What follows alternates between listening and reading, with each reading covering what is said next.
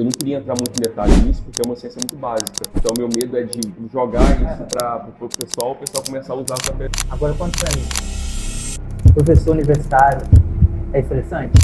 Minha cabeça, ela tá sempre muito ativa, né? E chega ao final do dia, eu tô cansado. Então, dormir bem, prática de atividade física constante, a higiene do sono, a hidratação, a alimentação equilibrada, né?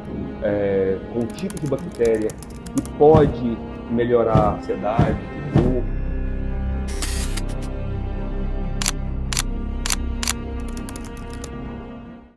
E aí, pessoal, tudo bem com vocês? Estamos aqui para o primeiro episódio do ano e hoje eu sempre trago pessoas aqui de qualidade que vão agregar na sua saúde, agregar questão de você ser um empreendedor melhor, ser uma pessoa mais saudável e buscar essa linha de ter qualidade de vida.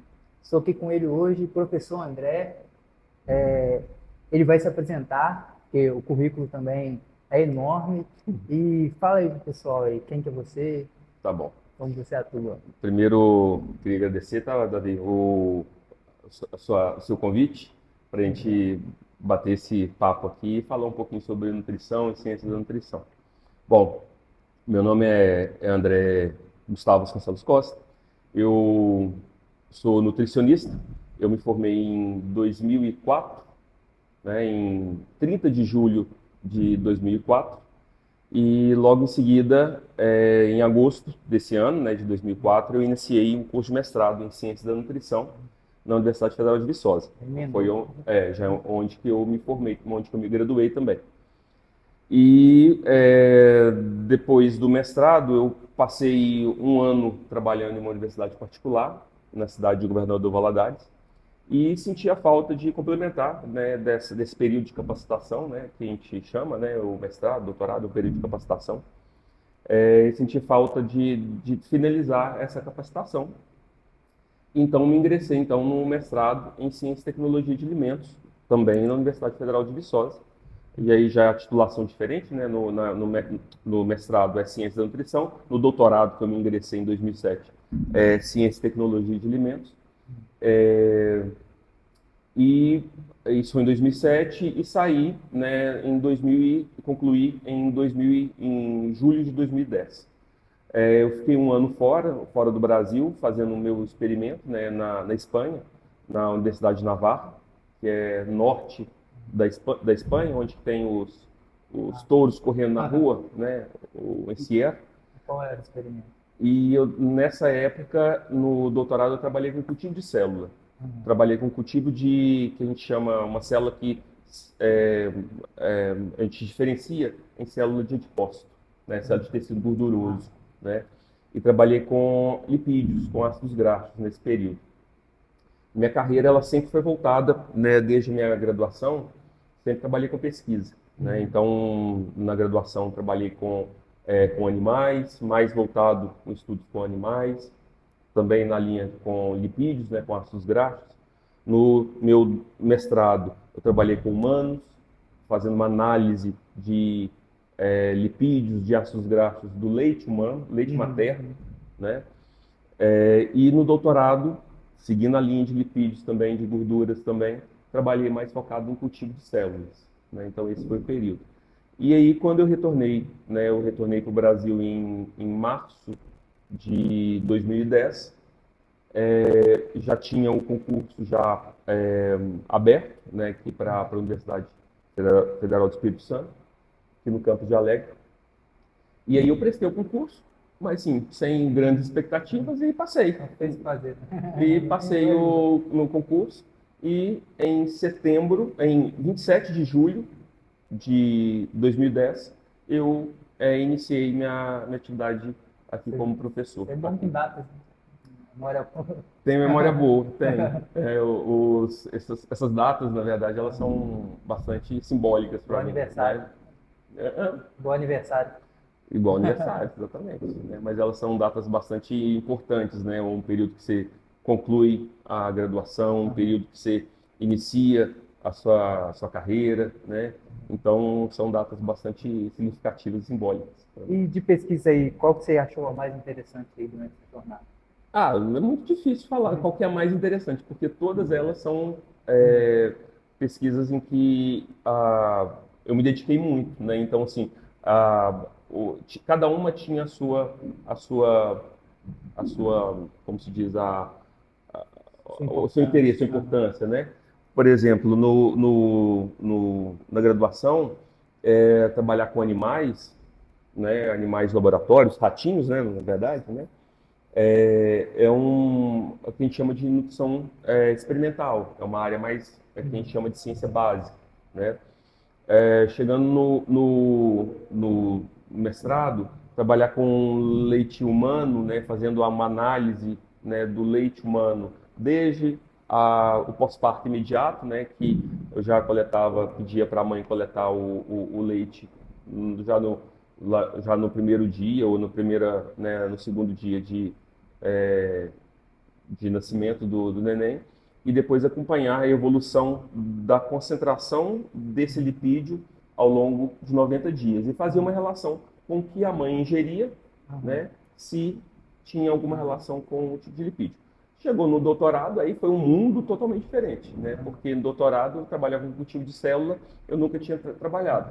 Então eu fui aprender a trabalhar um pouco com cultivo de célula, que também é uma área que a gente entende um pouco sobre mecanismos celulares, basicamente é isso. Então, assim, cada uma das áreas, né, dos modelos que a gente chama, né, modelo animal, modelo de cultivo de célula, ou trabalhar com humanos, tem as suas dificuldades e tem as suas facilidades e as suas importâncias também. Cada um tem desafio. Claro.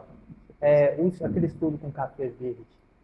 É, o, bom, quando eu ingressei aqui, eu comecei a trabalhar com frutas de uma maneira geral. Trabalho com polifenóis, né? Com compostos fenólicos de frutas. E aí trabalhei com o Jussara, né? Que é um primo aí do açaí, né? Mas o Jussara aí é da Mata Atlântica, com jambolão e jabuticaba, né? Que são frutas que são rocheadas, né? E bem nessa linha de polifenóis, trabalhando com animais, enfim. E o café verde, ele entrou, na verdade, em 2019. Né? Já se tinha vários estudos com o café verde, e aí, pensando, né, num momento aí de ócio, né, me veio à cabeça, né, numa questão, por que não? Né? O Estado ele é um importante produtor, né, de café. O Brasil ele é o segundo ou primeiro produtor mundial de café.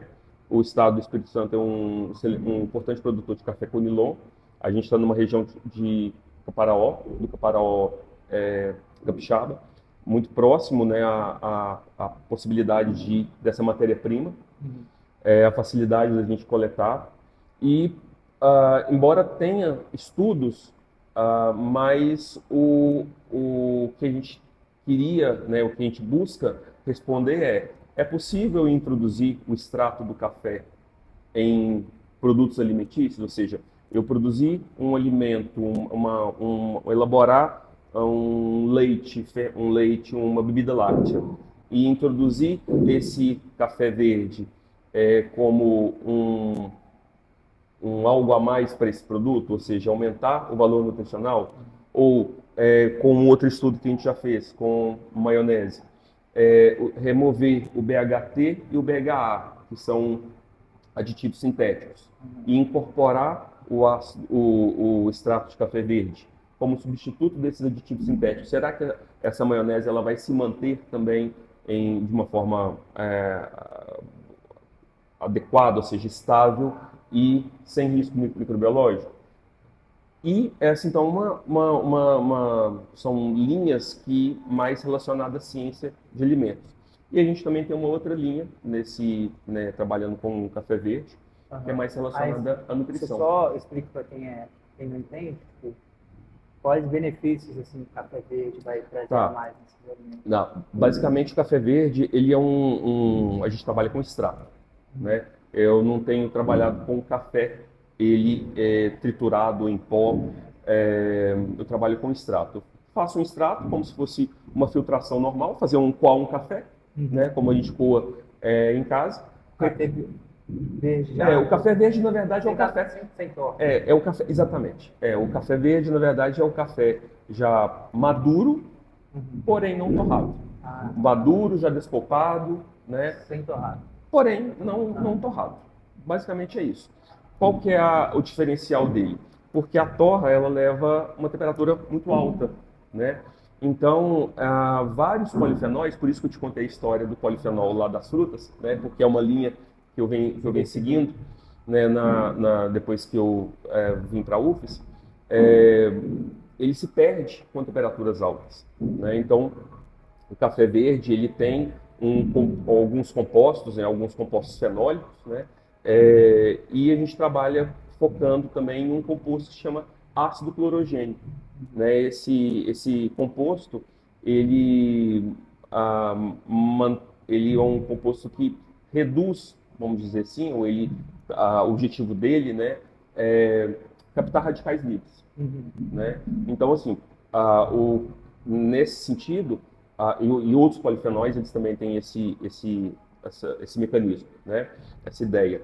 Então, a gente utiliza esse extrato para a incorporação em alimentos, até mesmo porque, se você pegar aí nos produtos já acabados, ou seja, produto acabado é aquele que já está na gôndola do supermercado para a gente comprar, né? Se você não olhar nos rótulos, dificilmente você vai encontrar um produto que tenha na sua composição, como ingrediente, extrato de café verde. Por exemplo, você tem aí algumas bebidas lácteas que já têm extrato de café verde. Você tem aquele café, falam aquele café super coffee, né? Ele tem extrato de café verde, né? Então, assim, já tem alguns produtos no mercado, mas a ideia é possível com essa oferta de café que nós temos, é possível as indústrias capixabas utilizarem, e nacionais, utilizarem desse extrato para incorporar nos seus alimentos, fazendo substituição de aditivos ou melhorando a qualidade nutricional desse produto. Então, essa é uma ideia. De uma forma mais sustentável. Exatamente. E pode se utilizar até algum possível excedente, né, do café, ou excedente de produção, ou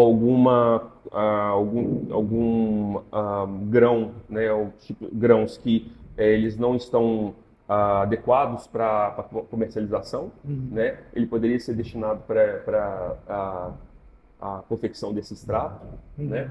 Mas são estudos ainda que a gente está incipientes ainda, são estudos iniciais. A gente já, como eu te disse, a gente já tem a gente elaborou uma bebida láctea, a gente fez a substituição de aditivos sintéticos em maionese. Então, assim, tem algumas coisas nessa linha. E outra, que é um outro foco nosso também, que é um pouco mais voltado para a saúde, né? Você só falou ali dos radicais livres, para quem não entende o que o que seriam os radicais livres? Alguns deles são formados, né, como defesa, né? Um ataque, por exemplo, de vírus, de bactérias, né? As células imunológicas, elas lançam no meio ali H2O2, né? Que é um tipo de radical que ele é nocivo, né? Então, mas ele é nocivo também para a bactéria, para o vírus, para que seja eliminado, certo? Bom, então,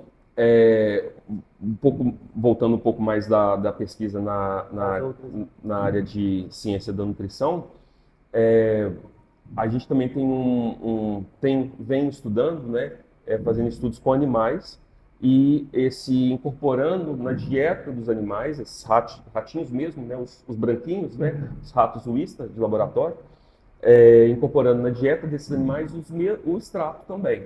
Né? Então a gente tem uma quantidade, né, de incorporação, a gente sabe o composto que a gente está incorporando, né? E a gente dá alimentação para esses animais durante um determinado tempo.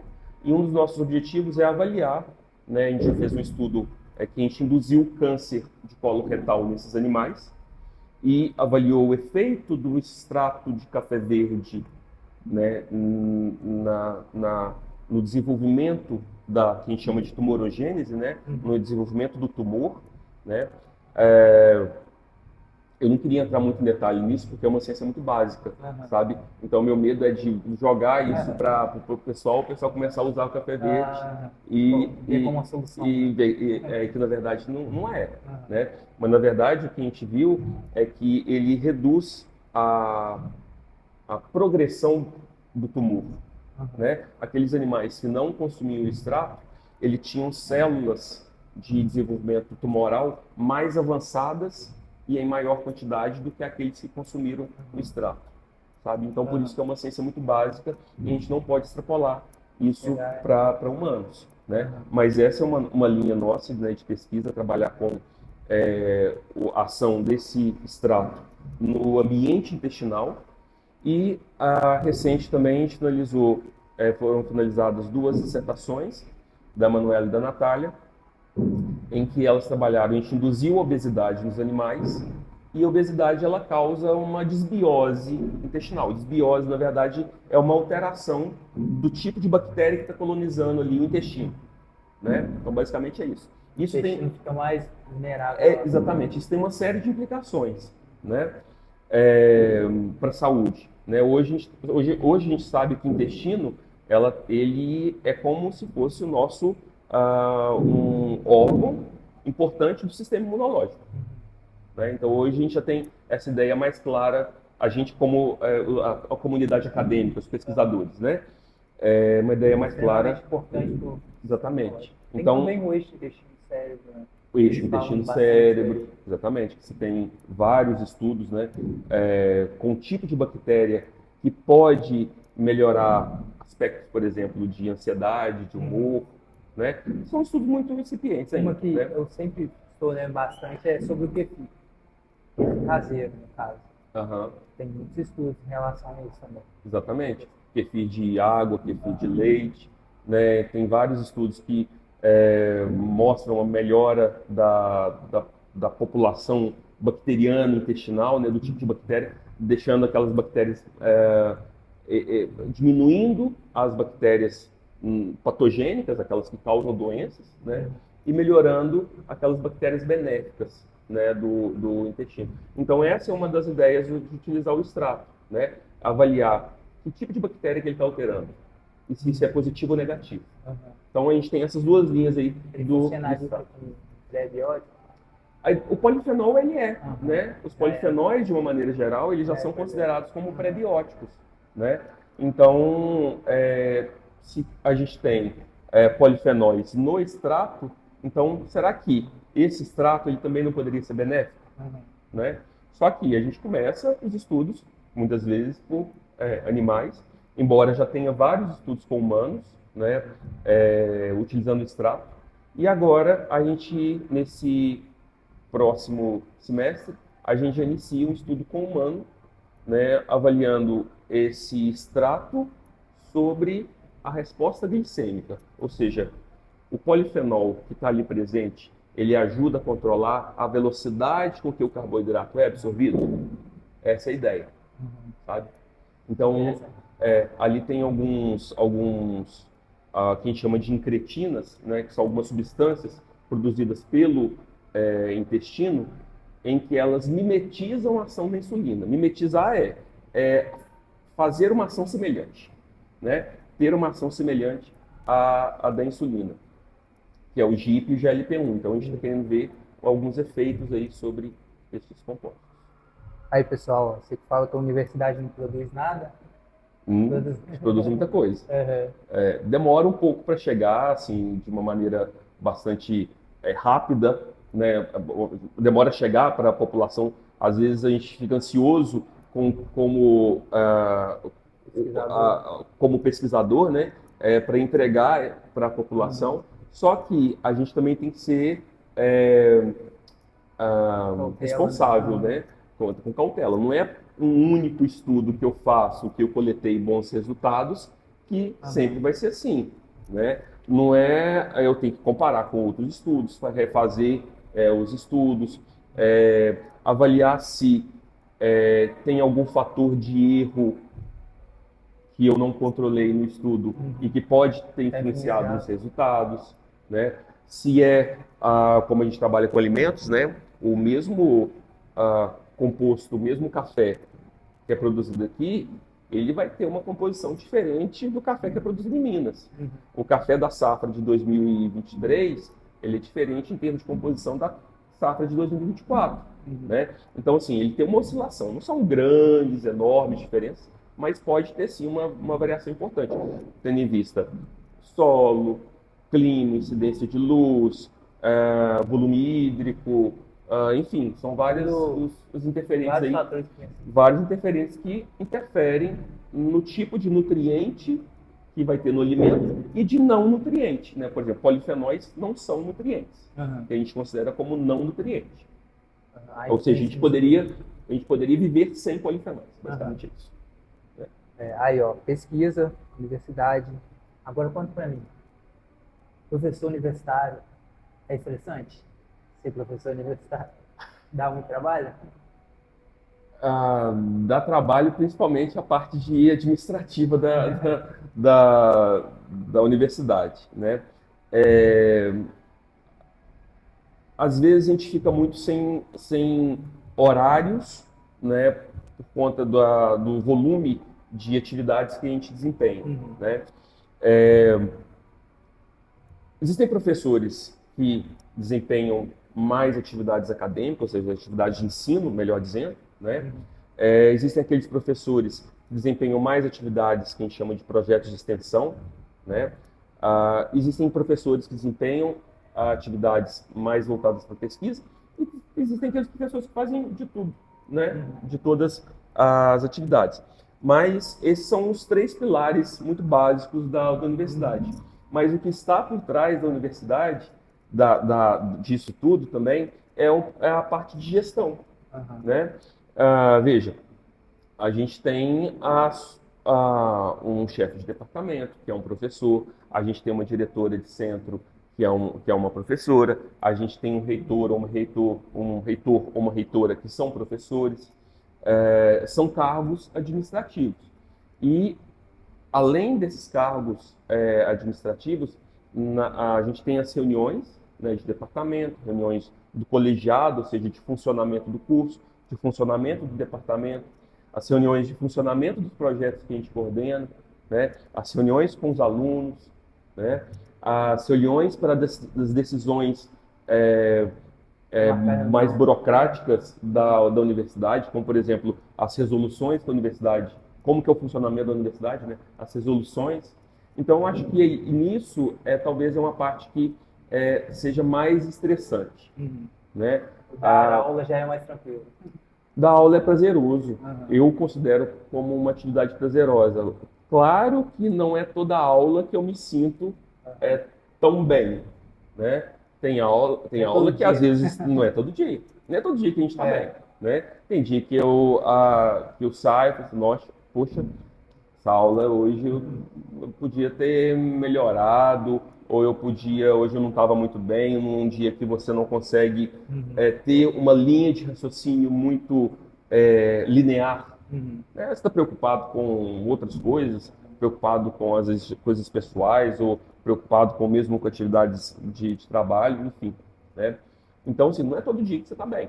Então, da mesma forma, não é todo dia que eu vou ter uma aula boa, mas na grande maioria das vezes, eu particularmente, não sei dos meus alunos que acham, mas eu particularmente, eu saio contente de entregar uma aula em que eu consiga mostrar para o aluno a importância daquele tema que a gente está discutindo.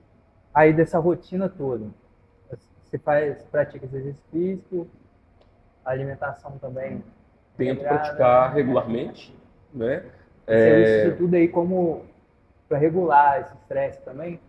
O exercício físico para mim é fundamental. Você faz cross? Eu estou meio parado no cross, para te falar a verdade, né, Davi? O cross ele já deu uma. Eu era muito mais ativo no cross, né? Eu acho que talvez, não sei, não sei exatamente o porquê, né, deu uma parada, mas eu estava sentindo um pouco falta de algum fortalecimento um pouco mais específico, né? Então, hoje, na verdade, eu tento conciliar alguns treinos de é, baixa intensidade. Às vezes eu vou ali para o remo, ou eu vou para airbike, né? E fico ali durante uma meia hora, durante uma hora. Para mim, é um treino Tá já sempre bem válido. ativo, né? Eu tento me manter sempre ativo. E, Para mim, nas quintas-feiras estão sendo mais complicado, porque aqui eu tô no Prime, né? Aqui eu tô fazendo musculação aqui no Prime 2 vezes na semana. Nas quintas-feiras é um pouco mais complicado, porque eu já tenho que correr direto da universidade para vir aqui para academia. correr. E alimentação? Como é Tento, uma alimentação que ten- você já tento dá? fazê-la de uma maneira bastante tranquila, no sentido de eu não sou estressado com, não sou Cobrança, né, cara? cobranças com alimentação, né? Eu acho que até deveria ser um pouco mais eu como nutricionista, mas eu mantenho ali minhas frutas ao longo do dia, né? Minhas fontes de fibra, ah, vegetais, né? Então isso eu tento ser bem rigoroso, né? As fontes de proteína, não é somente carne, mas um iogurte, um queijo, né? Então, isso para mim eu tento balancear de uma forma, ter um certo balanço, um certo equilíbrio. Aqui, talvez esteja viajando, mas como eu estou terminando nutrição agora, você que já está tempão com essa jornada, quando você vai no mercado, você olha assim, esse não é mais uma banana, é um carboidrato que vai me ajudar em tal coisa, isso daqui, o tempo de absorção antes do treino, para alimentar antes do treino, vai ser tal de pré-treino para depois de pós-treino, você enxerga proteína, você não enxerga carne, você enxerga proteína, você Isso vai muito, enxerga prebiótico, probiótico. isso vai muito talvez do objetivo que você quer, né? Às vezes a gente tem um projeto de extensão, né? Eu era coordenador, né, de um projeto de extensão na Clínica Escola de Nutrição, que é uma clínica que atende, né, a população acadêmica e fora da universidade. Eu estava como coordenador, mas hoje eu participo do grupo, né, mas não estou mais na coordenação. Então ali a gente recebe diversos tipos de indivíduos com diversas necessidades diferentes ou queixas e que precisa ter correções na alimentação. Então tem algumas pessoas que são um pouco mais controladas, outras menos, que você precisa fazer uma modificação muito importante. E vai muito do objetivo da pessoa, né? Claro, se você está trabalhando com a parte esportiva, né?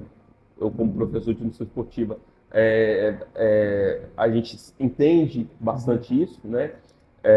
Principalmente quando a gente trabalha, né, com atletas, ou aquele indivíduo que precisa, que quer performar, né? Quer uma melhor performance, né?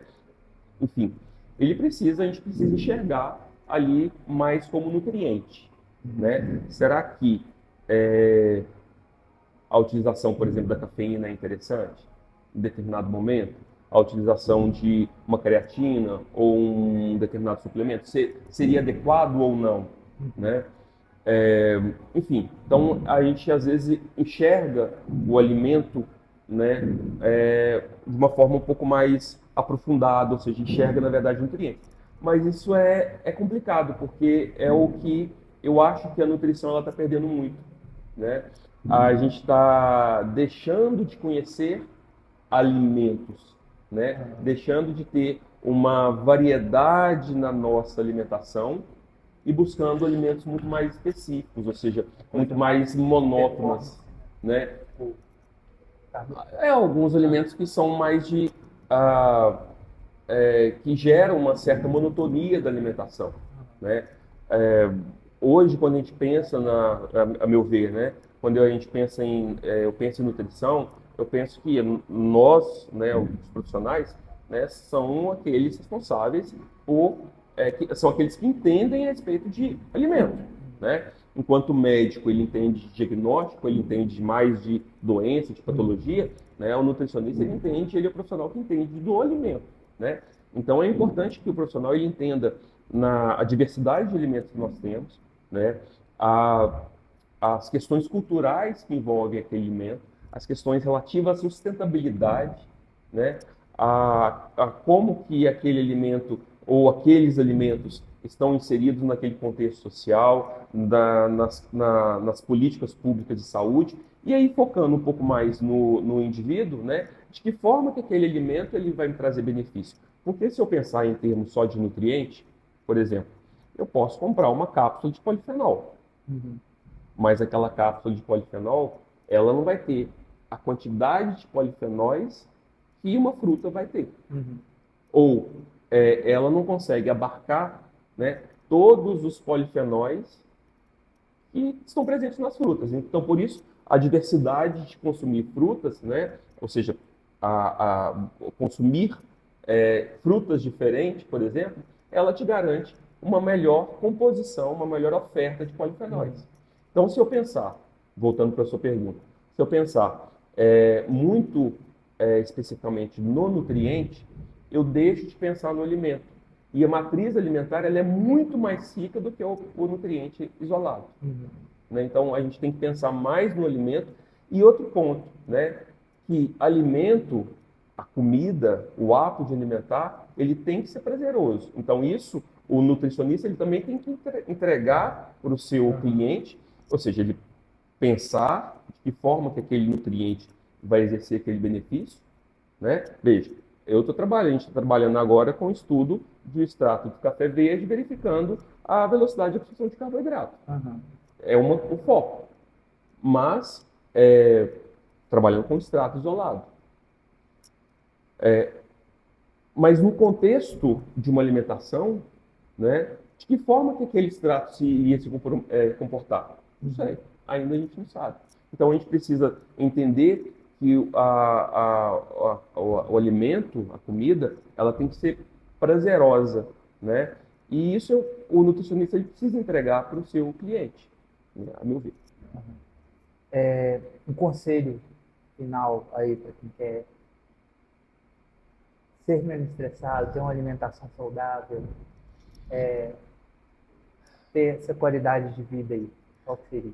Eu acho que, assim, a gente tem alguns pilares que não envolvem somente nutrição, alimentação, né? Noites mal dormidas, com baixa qualidade de sono e baixo volume, né, poucas horas, elas vão te gerar estresse. Isso, seu desempenho acadêmico, seu desempenho em uma atividade física, ou seu desempenho como trabalho, não será o mesmo. Então, Qual seria a solução que é higiene do sono? higiene do sono, eu acho que ela é uma questão importante, A higiene do né? sono seria o quê? A higiene do sono de desligar telas, né? Uma hora e meia antes, né? Do, do início do seu sono, né? De quando você vai para a cama, se propõe a dormir, né? A questão de escurecer o quarto para gerar a produção daqueles hormônios que estão mais relacionados ao sono, como por exemplo melatonina, né?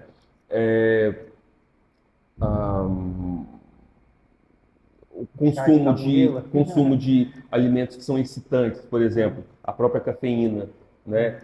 Se a pessoa ela é muito responsiva à cafeína, ou seja, se volumes pequenos já deixa a pessoa ansiosa, já deixa a pessoa mais ligada, mais em estado de vigília, né? Então eu vou começar a me policiar. Então eu trago a cafeína para mais cedo, né? Ou seja, a umas 6 horas, 8 horas antes do período que eu vou dormir, né? Ter horário para dormir e horários para acordar, né? E verificar se aquele volume de sono está sendo suficiente.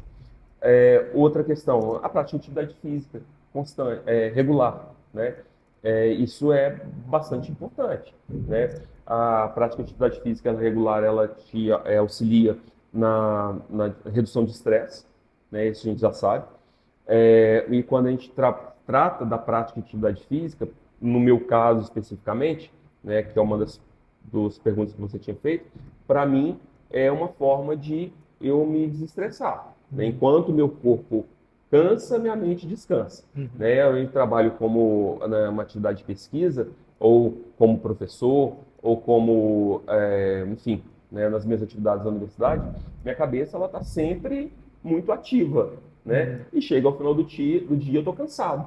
Mas não é que meu corpo está cansado, é que minha mente está cansada. Então eu preciso dar tirar o foco, né? Eu preciso ir para outro ambiente, né, que eu preciso, Vai relaxar. justamente, que me permita o relaxamento.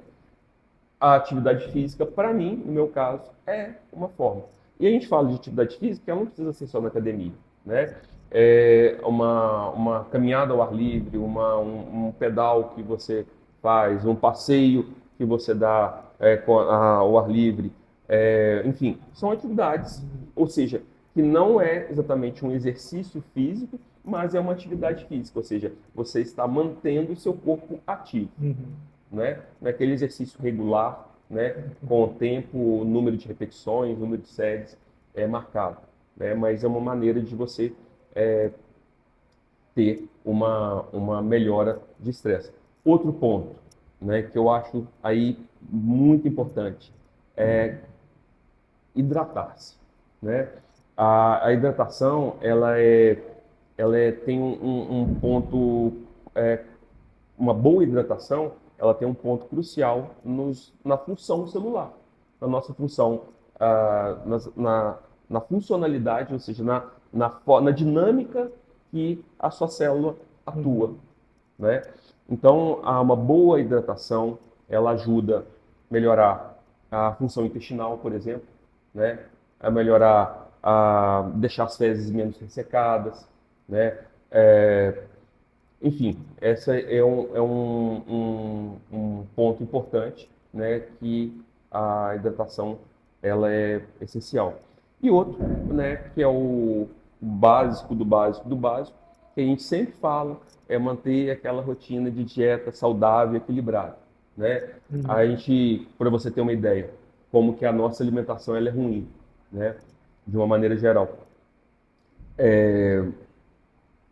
Consumo de cálcio que a gente deveria ter é de aproximadamente 1.000 miligramas, 1 grama por dia, né? Nos estudos que a gente faz que nós já fizemos, com estudantes de nutrição, eles ficavam entre 300 miligramas a 600 miligramas, com estudantes de nutrição, né? Estudante. Estudante de nutrição, que já sabe o consumo, né? É, Isso é como um exemplo aí do cálcio. Porções de frutas e vegetais. A Organização Mundial de Saúde pede para a gente 400 gramas ao dia. A média do Brasil ela é de 170 gramas, mais ou menos. E olha que o Brasil ele é conhecido pela sua diversidade de vegetais e de frutas, né? Lembrando que esses 400 gramas que a OMS ela sugere, não vale batata, não vale mandioca, não vale inhame, ou seja, tubérculos de uma maneira geral não estão contabilizados aí. E você acha que é o quê? É falta de conhecimento? Ou é falta de Eu acho que um pouco disso, né? Eu acho que a gente vem perdendo um pouco não sei se talvez seja regionalismo, né? Não sei se seria isso, mas a gente vem consumindo menos frutas e vegetais. Não vai me falar que assim, porque está ficando muito caro. Realmente, está ficando caro. Mas se você considerar que o volume financeiro que você emprega para frutas e vegetais, os benefícios que eles vão te proporcionar e a saciedade que ele vai te proporcionar, ele certamente vai ser melhor, né, do que um alimento, por exemplo, que você vai numa gôndola do supermercado e vai comprar um produto acabado, por exemplo, como uma pizza ou uma lasanha já pronta, né? hoje salada de frutas? Exatamente, né? Então, assim, são as opções que você faz na sua vida, né? Então, dormir bem, prática de atividade física constante, né? A higiene do sono, a hidratação, a alimentação equilibrada, ou seja, sem exclusão de grupos alimentícios, caso você não não seja uma pessoa que necessite, ou seja, não seja um intolerante à lactose ou, enfim, né, que não possa consumir determinados grupos alimentícios. É, essa associação, ela é muito bem-vinda. E uma outra questão também que ela é importante, que ela ajuda também na redução, acredito eu, que é na redução do estresse, é o comer com atenção, né? A- Esse vem sendo uma linha da nutrição, que é a nutrição comportamental, né? Que ela não se baseia exatamente em ah, prescrições ou propor planejamentos dietéticos engessados. Ela, na verdade, ela se propõe a ensinar o indivíduo como que ele se alimenta frente às suas emoções, né? É se questionar, eu estou com fome ou eu estou já saciado, ou seja, eu já estou satisfeito, né? Eu estou comendo com atenção. O que é comer com atenção? Telas de celular, de computador, de televisão, elas ficam de fora. Eu estou prestando atenção na minha mastigação, então isso é o Sentir o comer com sabor atenção. da comida. Exatamente, né? Então, assim, são pequenas coisas que a gente pode agregar no nosso dia a dia para a gente conseguir reduzir o estresse. Mas é claro, né, Davi, o estresse hoje ele está, todo mundo já está ficando, está bastante ansioso, Aham. né? Então, acho que essa ansiedade, ela Com é coisas básicas já dá para diminuir. ela é uma ansiedade, acho que talvez coletiva, né? Mas a gente precisa dar uma Aham. respirada, né? Dar uma baixada e verificar o que está me trazendo ansiedade. Agora, isso acho que um bom profissional, talvez um bom terapeuta, né? Um bom Vou trazer psicólogo, um né? terapeuta aqui para falar sobre esse assunto. Um psicólogo, né? Aham. Ele vai te auxiliar. E no caso da nutrição, um nutricionista, né? Ele vai te procurar incorporar na sua rotina, que é um ponto importante também, né? A gente não quer a nutricionista, hoje a minha visão, né, da nutrição, ela precisa ser encaixada na rotina do indivíduo, Uhum. né? E eu preciso encaixar a nutrição aí, da mesma forma que eu encaixo a nutrição para um atleta, ou seja, o atleta ele já vem ali com a sua planificação, né, de exercícios, a sua periodização, né, em que fase que ele está ali de uma etapa para uma pré-competição, enfim, né, a nutrição ela vem como encaixe disso, né? Então ela é um pilar básico, mas ela não pode ser engessada, Uhum. né? Ela vem como um agregador importante, né, que vai te auxiliar muito, né, mas acho que um pouco disso. E estou me recordando aqui, eu acho que um outro ponto que é importante, que tem essa relação, que está se observando, né, que uma alimentação equilibrada, saudável, balanceada, com todos os grupos de nutrientes, que hoje na nutrição, né, na ciência da nutrição, a gente vê uma importância da alimentação como um todo, por isso que a gente fala dos grupos de alimentos, né?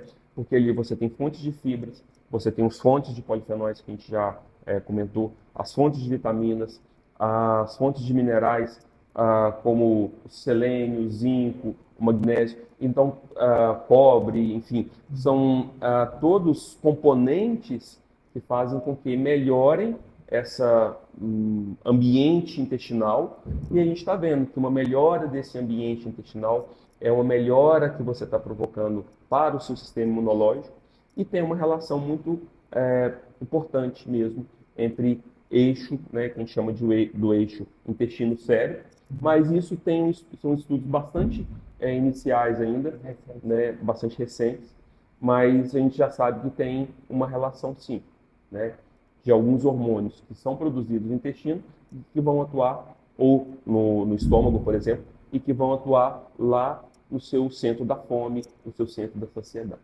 Interessante. Vou tentar trazer pessoas para falar mais sobre esse assunto também. Beleza. Bom. André, obrigado. Muito boa a conversa. É nóis.